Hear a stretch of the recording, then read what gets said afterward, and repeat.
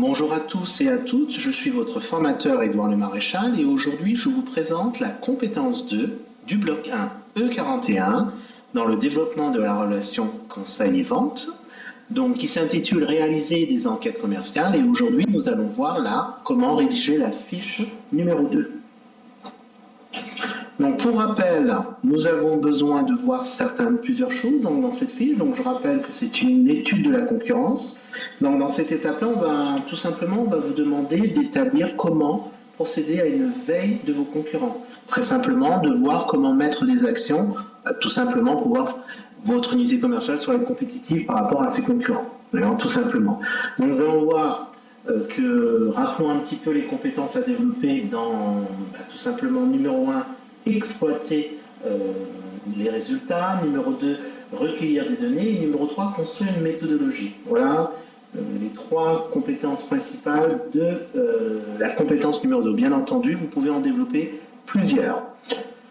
Nous allons voir qu'il y a plusieurs étapes pour rédiger cette fiche. Je vous le rappelle, je vous avais déjà fait la fiche numéro 1 par rapport à la veille informationnelle. Donc, je vous ai mis numéro 1, numéro 2, numéro 3.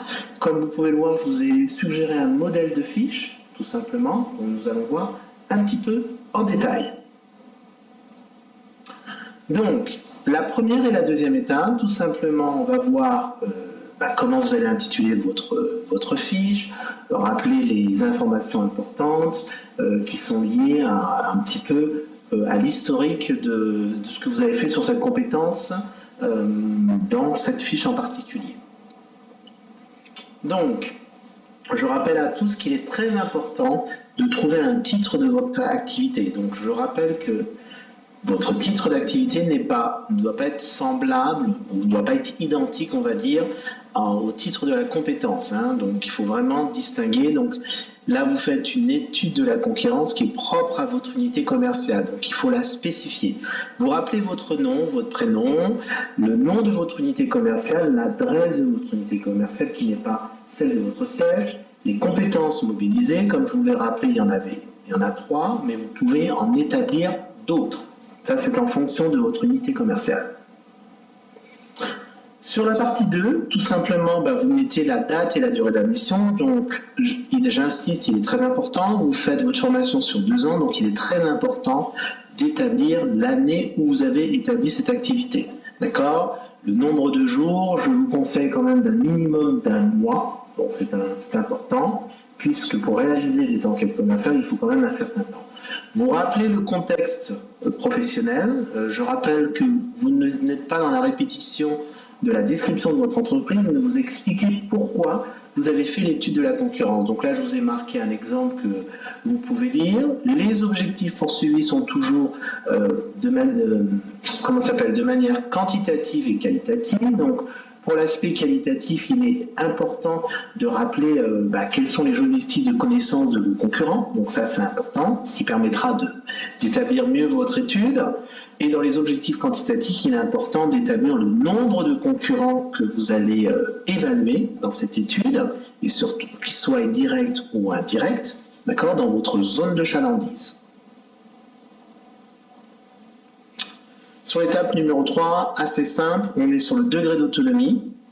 Donc, qu'est-ce que est le degré d'autonomie? C'est tout simplement pour savoir si quelqu'un vous a aidé au moment de cette étude. Donc, si vous avez pris des informations, si votre tuteur, votre manager, votre superviseur vous a aiguillé dans la manière de réaliser votre étude concurrentielle, ou peut-être qu'il y avait un objectif à atteindre pour des résultats ou pour contribuer à l'amélioration de votre unité commerciale, tout simplement.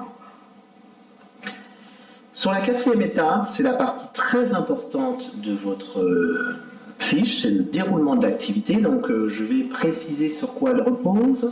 Très simplement, vous allez voir que je vous ai mis le tableau avant l'étude, pendant l'étude et après l'étude. Donc ça, c'est important, c'est une suggestion, je vous la suggère. Je vous l'ai mis en tableau pour des raisons de facilité, mais vous n'êtes pas obligé. Donc, il est très important d'établir plusieurs phases. Donc là, je vous ai mis avant l'étude, mais ce qui est important, et ça j'insiste beaucoup, c'est d'émettre la méthodologie utilisée. Donc la méthodologie n'est pas l'explication, la méthodologie on la nomme finalement. Par exemple, au début je vous ai mis définition des objectifs, des modalités de l'étude. Dans la partie moyenne et décommissionnaire, vous expliquez de quelle manière vous avez fait conçu cette étude et quels paramètres vous avez mis. Bien entendu, je vous suggère, même si ce n'est pas obligatoire, de présenter les annexes. C'est une partie qui sera très importante. Pareil, voilà, donc identification des concurrents directs et indirects sur la zone de chalandise. Donc là, on explique comment ça se fait. On met des annexes, construction d'une grille de la concurrence. Donc on montre comment on la construit, avec quels critères, et bien entendu, vous présentez les annexes. Vous avez pendant l'étude, tout simplement là, vous allez, la méthodologie, c'est visiter les différents concurrents, donc vous décrivez comment vous avez procédé, vous citez un exemple, idem, vous présentez des annexes à présenter. Enfin, sur l'après-l'étude, vous avez la construction du rapport d'étude. Là, il est important de construire une méthodologie par rapport à ce que vous allez remettre à votre tuteur. Donc, c'est un rapport, bien entendu, les annexes à présenter. Et pour finaliser votre étude, vous présentez à l'équipe vos conclusions, qui permettra de vous expliquer comment vous avez procédé et bien entendu des annexes qui vont attester de vos documents et de vos recherches. Sur la 5e étape, là il est très important de distinguer vos résultats. Je vous rappelle qu'au départ vous avez mis vos objectifs quantitatifs et qualitatifs, donc il est important d'expliquer au niveau quantitatif quels ont été les résultats, la différence, rarement vous allez avoir des chiffres exacts et justifier le pourquoi, comment de ces résultats, aussi bien sur les quantitatifs que qualitatifs. J'espère que cette petite explication vous permettra de vous aider à mieux rédiger votre fiche et je vous dis à bientôt pour la fiche numéro 3 du bloc 1. À bientôt et au revoir.